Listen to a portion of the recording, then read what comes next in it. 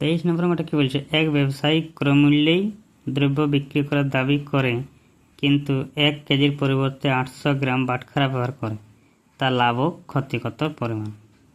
তাহলে যে দামে কিনেছে সেই দামে বিক্রি করার দাবি করে কিন্তু ওজন কী করে 1 কেজির পরিবর্তে 800 গ্রাম দেয়।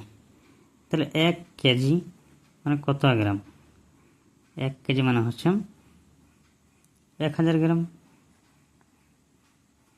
1000 গ্রাম 1000 গ্রামের বদলে কত দেয়, 800 গ্রাম। তাহলে নিশ্চয়ই লাভ হয়। তাহলে কত লাভ হয়, লাভ হচ্ছে 1000-এর মধ্যে যদি 800 দেয় তাহলে লাভ হচ্ছে 200 গ্রাম। তাহলে 200 গ্রাম লাভ হয়।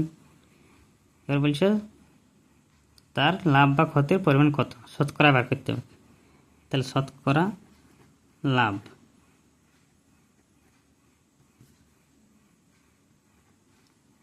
শতকরা লাভ, লাভ কত হবে, লাভ হবে কত দিচ্ছি 200 গ্রাম, কতর মধ্যে 800 গ্রামের মধ্যে, আর শতকরা মানে গুণিত 100। তাহলে 0.000 2 4 8, 4 দিয়ে 100কে ভাগ করলে 4 5 100। তাহলে লাভ হচ্ছে 25%। তাহলে অপশান নম্বর সি হচ্ছে সঠিক উত্তর।